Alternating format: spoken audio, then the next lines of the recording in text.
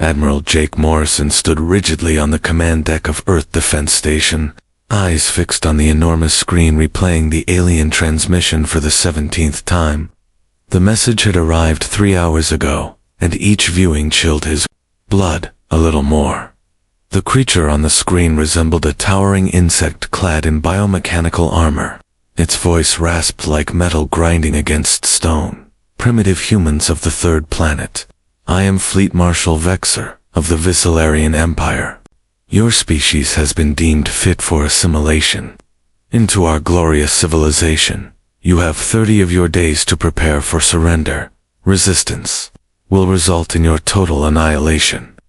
At his side, Commander Lisa Grant, his top tactical officer and leading analyst in alien systems, broke the silence. Sir, she said, her voice tight. We've analyzed their signal. The power behind it is unimaginable. Just sending that message used more energy than Earth generates in an entire month.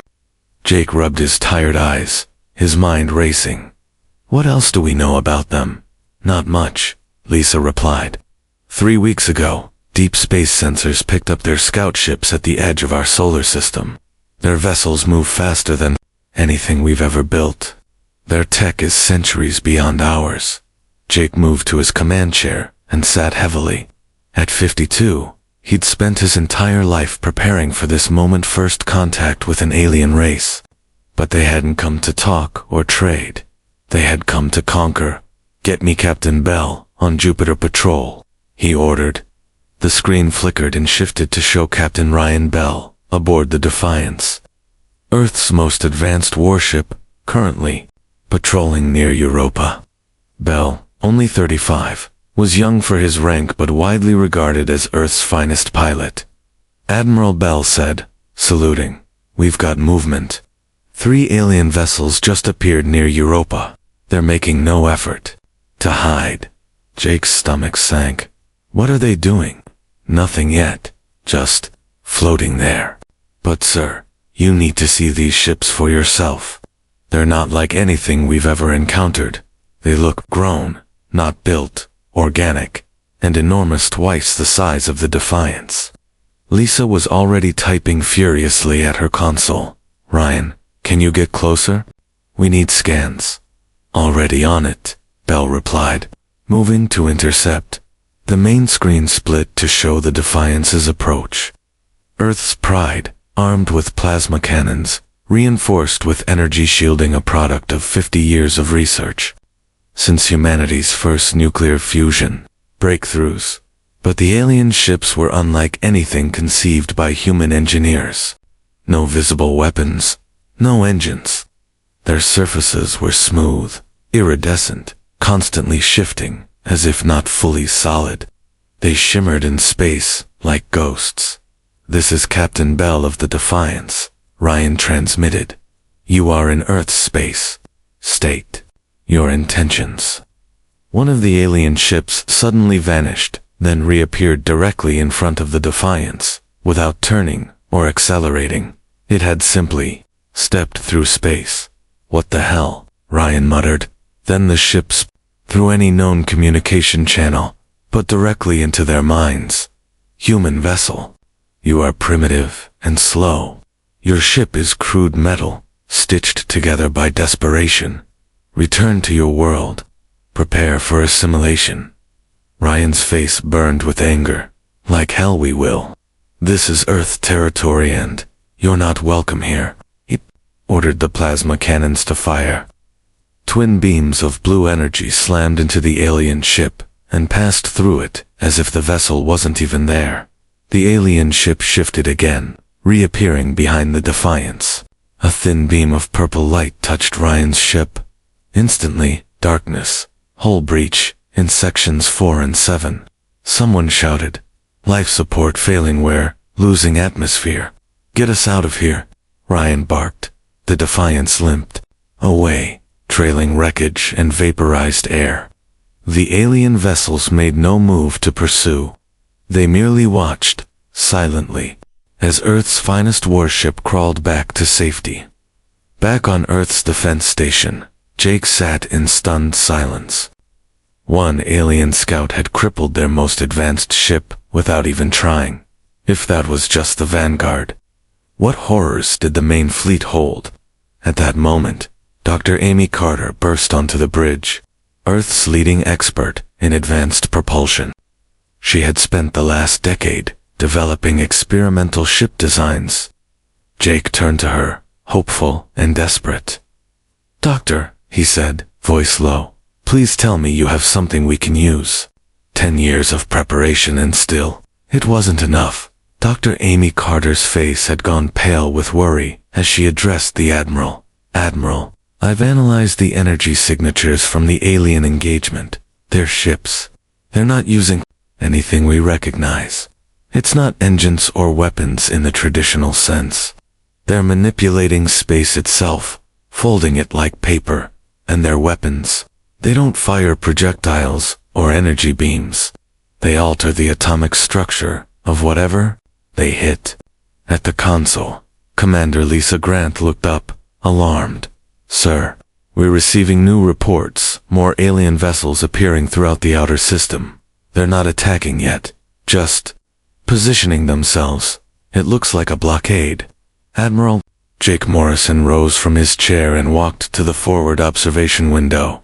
Earth floated below them, blue vibrant tanned, completely defenseless. 3 billion people lived on that world. Most had no idea aliens even existed. "How long do we have?" he asked quietly. "The message said 30 days, Lisa replied. "But I don't think they'll wait that long. If we're going to mount any kind of defense," Amy said, stepping forward, "I need to get back to my lab immediately." "Admiral, we can't fight them with our current tech. Our ships might as well be toys." Jake turned to her. "What do you have in mind?" Amy hesitated. "I don't know yet. But if there's one thing humans are good at, it's making the impossible work. We may not be able to build what they have, but we might be able to build something they'd never expect." Jake nodded. "Then do it. Take whatever you need, and move fast, because I don't think we have 30 days. That's just their way of giving us hope." As Dr. Carter hurried off the bridge, Jake turned back to the view screen. The alien ships hung in the void like silent predators watching, waiting. He clenched his jaw. He'd fought in 3 wars. He wasn't about to let this one end without a fight.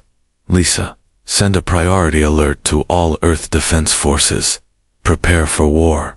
And get me Director Hazai. Want civilian evacuation protocols for the ASA, and every major city, active within the hour." "Yes, sir," Lisa replied immediately. Jake took one last look at Earth. In 30 days, humanity would either rise or fall. But Jake Morrison wasn't known for backing down. He wasn't about to start now. Aboard the Zolarian flagship, Fleet Marshal Vexer stood at the center of the command deck, surrounded by shimmering streams of data. His Armada 200 warships, a testament to 10,000 years of machine-perfect engineering, held position at the edge of the human solar system. "Commander Jethno," Vexer rasped, "report on human military strength." The intelligence officer materialized via shimmering hologram, activating a tactical feed. "The humans are even more primitive than expected, Fleet Marshal. Their vessels rely on crude fusion drives. Their weapons, basic plasma and kinetic rounds. And get this, they still use metal plating on their hulls." Vexer's mandibles clicked in amusement. "Metal armor. How quaint. And their numbers. Approximately 500 combat vessels, scattered across the system. Their largest ship is barely half the size of our smallest destroyer. Their so-called flagship appears to be a retrofitted mining station with bolted-on weapons." "Pathetic," Vexer sneered. "We've conquered species 10 times stronger. This won't take days. It'll be over in hours." He turned to the display, gazing at the Earth, a sapphire jewel glowing in the dark. 3 billion souls, soon to serve the Empire, near Mars. Captain Steve Johnson sat tense in the command chair of the Vengeance, alarms blaring around him. His fleet just 12 human cruisers, was all that stood between the alien vanguard and Earth. Everyone knew this was a suicide mission.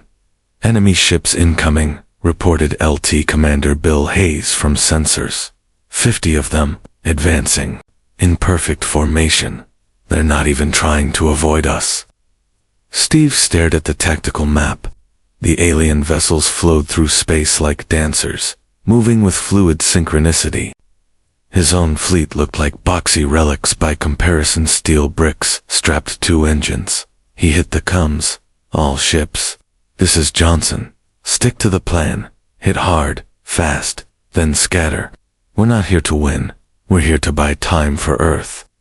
The alien ships didn't waste time with long-range engagement. Instead, they jumped folding space to appear terrifyingly close in an instant. Then came the purple beams. Liberty, one of the cruisers, exploded in a heartbeat, its hull torn apart by weapons that didn't just blast, it rewrote matter. The destroyer Guardian went dark. Every system failed, and the massive warship began to drift helplessly through the void. Return fire. Captain Steve Johnson shouted.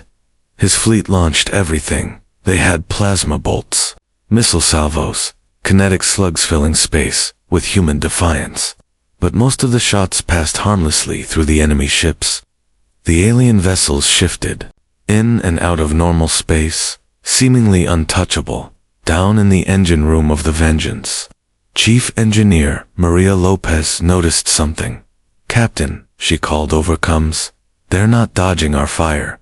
They're following a pattern. What do you mean? Steve asked, ducking as another blast of purple energy scorched past the hull. Watch their movement, Maria replied.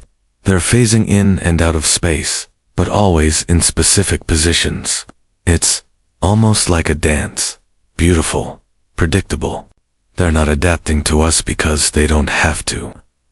Steve looked again at the tactical display. She was right. The alien fleet moved with eerie elegance, pre-programmed precision, not responding to tactics, just following a routine. Meanwhile, back on Earth, a very different revelation was unfolding. Inside a secure research facility, Dr. Tony Reed observed the Zellerian prisoner, a mid-ranking officer named Morok. The insectoid alien sat calmly in the interrogation chamber, compound eyes reflecting faint light. How many ships does your fleet have? Pressed Lieutenant Colonel Beth Turner. Morok replied in flawless English, his voice oily with arrogance. Enough to turn your planet to ash. That's not what I asked, Beth shot back, unflinching. Morok's mandibles twitched, amused. So direct, so, crude. 200 vessels. More than enough for a species that builds ships from scrap metal. Tony, who had remained silent, leaned forward. You keep calling us primitive, but your ship, once we jammed its phase system, wasn't hard to take. The alien's expression shifted subtly. A temporary setback, he said coldly. Our ships are guided by the most advanced artificial minds in the galaxy. They calculate every variable, every possible tactic, with perfect efficiency. Artificial minds? Tony echoed. Intelligence matrices, Morok clarified. They have processed the combat data of 1,000 conquered species. Every tactic, every formation, every strategy in existence. Your defeat is inevitable. Beth and Tony exchanged a glance. Every strategy ever used, Beth repeated slowly. Precisely, Morok said, smug. Your kind cannot surprise us. Our systems have seen it all. On the Zellerian flagship. Fleet Marshal Vexer. SEETHED. The human fleet near Mars should have been crushed, bet somehow. Several ships were still fighting. Explain, he growled. Sub-Commander Cathra bowed her head slightly. The humans are using irregular tactics, Fleet Marshal. Their formations are undisciplined. Some are even ramming our ships. Ramming, Vexer hissed in disbelief. They're turning ships into weapons. Yes, sir. The cruiser Defiant collided directly with our destroyer Synthcar. Both were destroyed. Our battle matrices did not anticipate such behavior. Vec's claws tightened. This was supposed to be a clean conquest. Instead, the humans were turning it into chaos. Worst, they were making him look incompetent. Increase firepower, he snarled. Eliminate every human vessel in system. Kethra hesitated. Our AI cores are requesting additional processing cycles. Human tactics don't match any known pattern. The battle algorithms can't adapt. They were trained to fight civilizations that follow logic. The humans, they make it up as they go. As if on cue, a human destroyer suddenly appeared on sensors, charging directly at the flagship. It's hiding behind a civilian freighter, Kethra gasped. Emergency phase shift, Vexor roared. The flagship phased out, barely escaping. But instead of retreating, the human destroyer detonated, turning itself into a fragmentation bomb. 3 Zalarian warships were shredded by the debris. For the first time in his decorated career, Vexor felt something alien to him - fear. Back on Earth, Admiral Jake Morrison read the battle report. Captain Johnson's fleet was gone, but 15 alien ships were damaged or destroyed. More importantly, Earth had learned something. They relied too much on their computers, Jake told the Defense Council. Their ships fight like machines, because they are machines. They can't adapt to anything they haven't already seen. Defense Director Kevin Hayes looked skeptical. That's a small edge. Not enough, maybe, Jake replied. But humans excel at one thing: improvisation. We adapt, we survive. And these aliens, they've forgotten how. He looked around the room. We're not going to win with better tech. We'll win by being more human than they are alien. Meanwhile, under the Rocky Mountains, Dr. Amy Carter hadn't slept in 3 days. Her lab buzzed with energy. Engineers, scientists, and physicists from every nation were working together, united for the first time in decades, on one goal: develop a weapon that could hurt the enemy. Amy stood before a floating 3D schematic. Their ships vanish by shifting into a parallel layer of space, she explained. But to fire their weapons, they have to return to normal space. That's the moment we can hit them. Dr. Helen Brooks, a physicist from Germany, pointed to the hologram. It's like tuning to a radio frequency. If we can isolate their phase band, we might be able to jam it. Sergeant Danny White, a former frontline combat engineer, scratched his head. Sorry, Doc. What does that mean for the rest of us? Amy smiled, exhausted, but determined. It means, we just found a way to drag gods back down to Earth. We just need to make it stop working, Carl Stone said. The room went quiet. Carl wasn't a scientist. He was a mechanic one, who had a reputation for making miracles out of junk. Years ago, he'd rebuilt a broken fusion reactor using spare parts from a washing machine. People laughed until it worked. Explain, Amy Carter said, her tone skeptical, but curious. Carl walked over to a piece of captured alien tech on a workbench. The device glowed with a soft blue light, humming faintly. I don't know how this thing works, he admitted, but I know it needs power, and it gives off a signal. So what if we just drown it in noise? Dr. Brooks frowned. That's far too simplistic. This tech has operated flawlessly for millennia. You think they didn't plan for interference? Did they? Carl asked. Think about it. These aliens are so advanced that nothing has challenged them in centuries. Why would they bother with defenses against jamming when no one else even understands their frequency? Amy stared at the alien device, then at Carl. Sometimes the simplest answer was also the right one.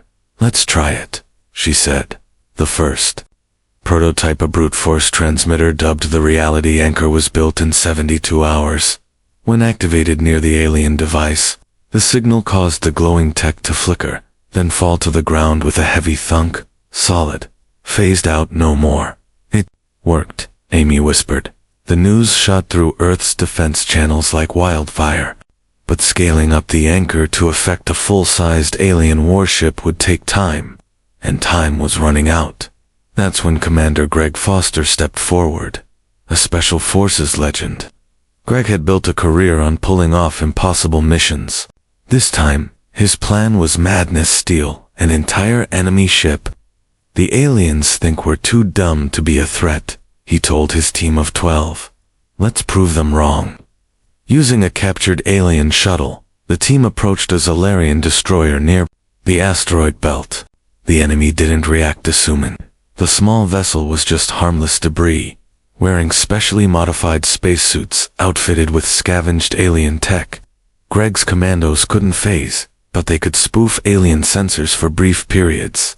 It was crude, dangerous, but it worked. They cut into the destroyer's hull with plasma torches. Inside, the ship pulsed with eerie life walls glowing, surfaces smooth and responsive to touch. In a central chamber, 7 insect-like Zalarians sat in meditative trance, mentally linked to the ship. The commandos overwhelmed them before they even noticed the intrusion. Earth had captured its first alien destroyer. The Zalarian Empire reeled. In 10,000 years of conquest, no other species had ever boarded, let alone stolen, one of their warships. Back on Earth, Dr. Kate Miller and her team began analyzing the ship, and what they found both amazed and terrified. The entire ship is alive, she explained. Not biologically, but quantum life. Every atom is entangled with every other atom. That's how they phase in and out of space. Can we copy it?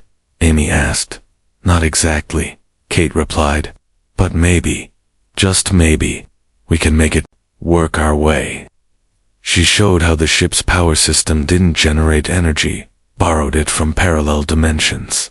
Elegant, efficient, and utterly alien. But here's the thing, Kate said. Their tech works because it's perfectly balanced.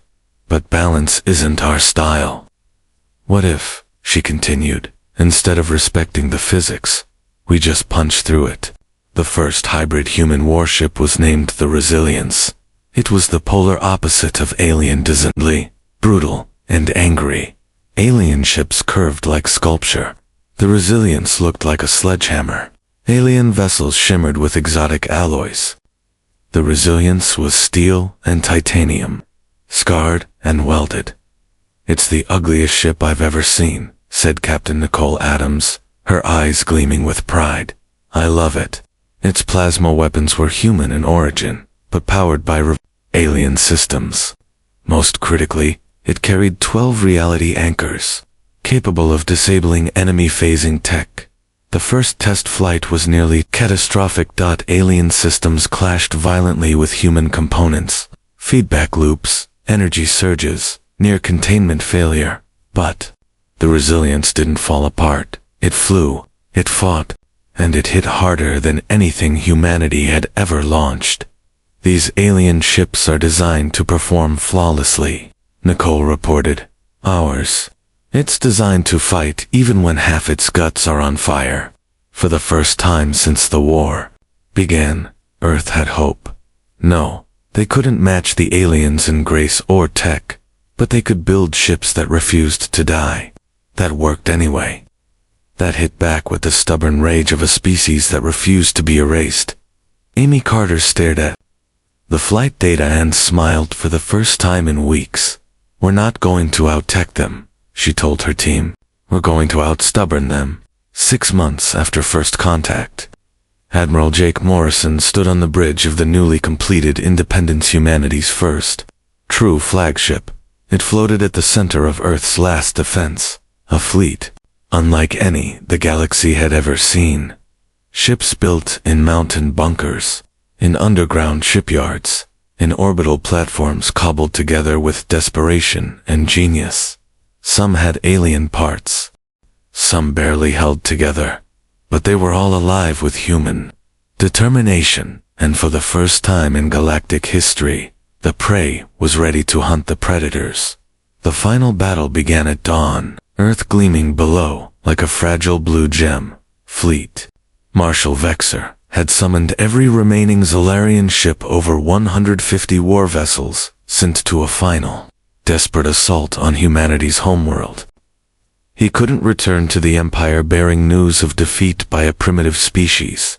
That would mean disgrace, possibly execution. All ships, engage the humans, Vexor commanded. Maximum firepower, leave nothing standing. The Zalarian fleet descended like a silver storm, their ships slicing through the sky in tight formation, weapons glowing with lethal energy. This time, they abandoned elegance. No more graceful maneuvers or strategic patience-only rage. But humanity was ready. From orbit to the upper atmosphere, Earth's defense grid lit up. Reality anchors blinked to life, jamming phase-shifting tech across the entire battlefield. Hybrid, human vessels, each one a stubborn, chaotic masterpiece of function over form, rose from their positions. Admiral Jake Morrison stood on the bridge of the Independence.com, despite the chaos unfolding around him. Ships that looked more like war-forged Frankensteins than spacecraft surged into position, each one scarred, patched, reinforced, and impossibly still flying. "Fire everything," Morrison ordered, and they did. Beams that defied physics tore into Zalarian vessels.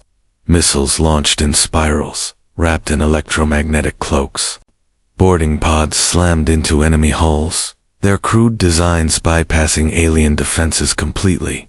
In every direction, Zalarian ships were being pushed back not by superior firepower, but by sheer, relentless audacity in the center of the chaos. The indomitable S-ship that shouldn't even exist folded space around itself like a battering ram. Its presence alone shattered the Zalarians' battle formations. On the alien bridge, Vexor watched his fleet come apart, one ship at a time.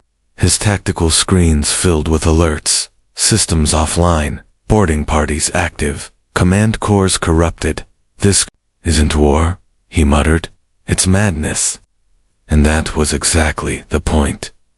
On Earth, civilians watched from underground shelters, eyes turned to the skies. What they saw wasn't just battle, it was the rebirth of a species that refused to kneel. Humanity had taken the impossible and made it work, not through precision, not through elegance, through will, through defiance, through the kind of strength no simulation could predict. And as the last Zalarian ship blinked out of existence in a ball of fire, Admiral Morrison gave the final command. "Signal the Galaxy," he said. "Earth stands free." Admiral Jake Morrison stood tall on the bridge of the Independence, Earth's monstrous flagship, as the alien fleet closed in. Around the planet, the human defense fleet waited scattered in what seemed like chaos, but was, in fact, a web of interlocking fields of fire and support. The formations didn't make sense to Zalarian minds. That was the point. "All ships, this is Morrison," he broadcast calmly. "Today, we show them that humans don't surrender. We don't break. We don't quit. Make them remember this day for the rest of galactic history." Captain Alex Thompson, aboard the Indomitable, was the first to engage.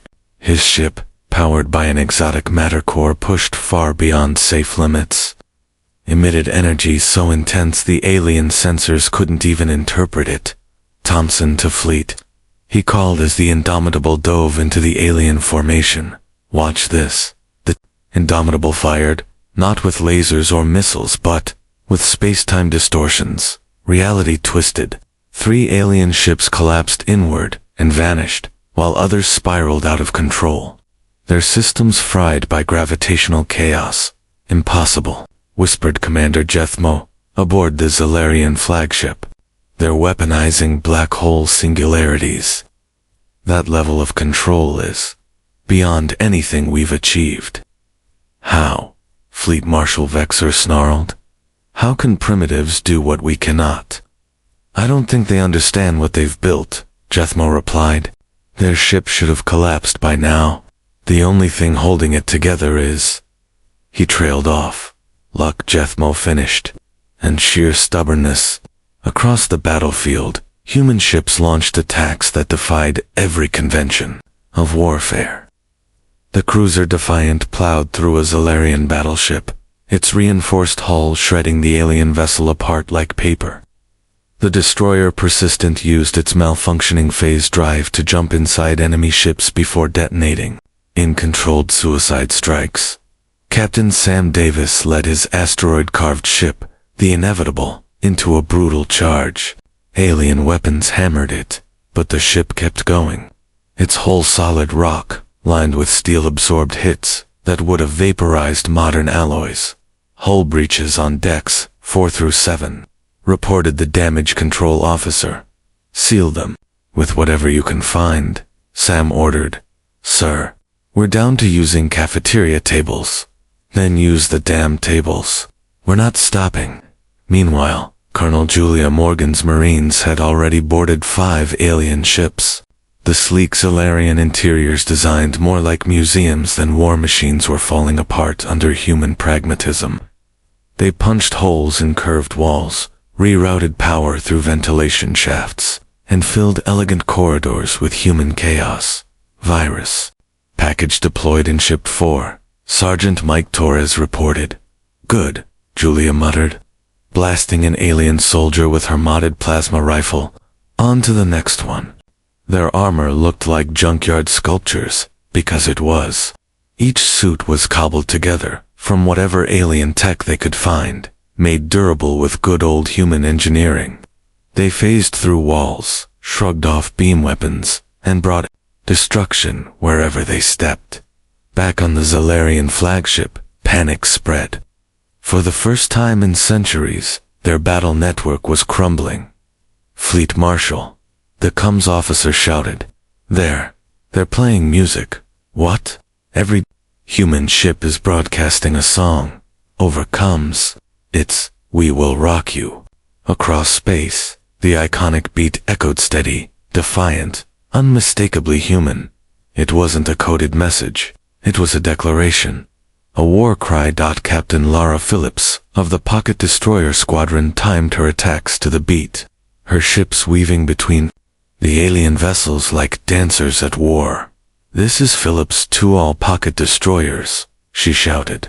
We're not just fighting for Earth, we're fighting for what it means to be human. Show them. Outnumbered 10 to 1, her squadron dove headfirst into the chaos, oversized cannons roaring in rhythm. They weren't sleek. They weren't sophisticated, but they were relentless. Fleet Marshal Vexer stared in disbelief as his elegant warships were torn apart by scrap metal monsters that should never have flown.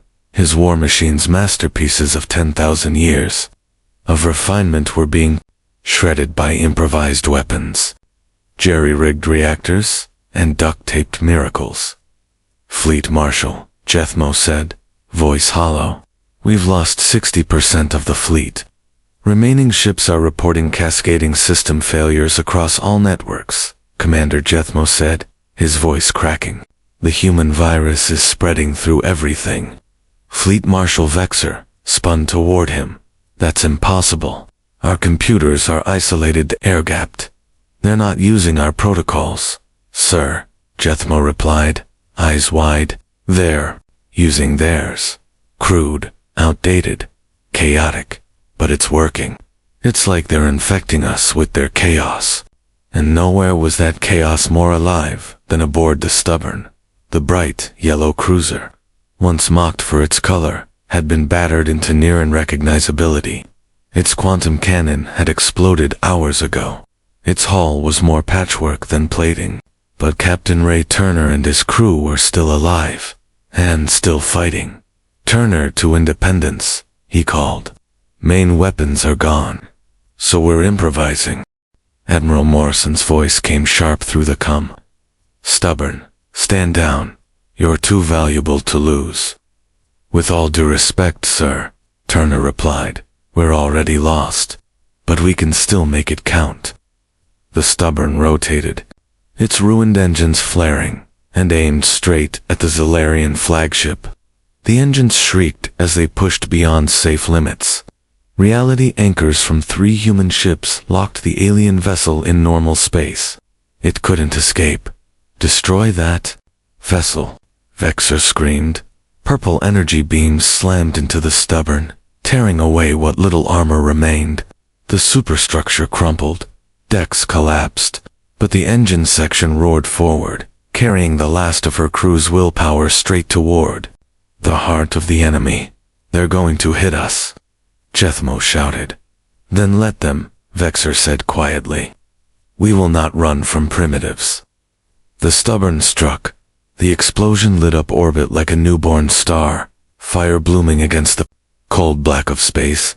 The shockwave rattled ships across both fleets, and when the fire faded, the human fleet was still there, still fighting, still refusing to surrender. Admiral Jake Morrison stood silent for a moment before opening a transmission on all channels. This is Admiral Morrison of the Earth Defense Fleet. Your fleet marshal is dead. Your ships are broken. Your perfect technology has failed you. Surrender now, where we will destroy every last one of you. For the first time in their long, conquering history, the Zalarians stopped firing, and for the first time, they surrendered. Commander Jethmo, now the highest-ranking surviving officer, opened a channel. His voice was small, shaken. Human Admiral, we surrender. But how? How did you defeat us? Jake looked around at his crew, at Lisa Grant, whose chaotic formations had confused an enemy, AI. At the comms officer who'd suggested broadcasting music as a fleet-wide rallying cry, at the engineers patching reactor leaks with cafeteria tables, and he gave the only answer that made sense. We won, Jake said softly, because we're human. We don't build perfect ships. We build ships that refuse to die. We don't follow flawless tactics. We improvise.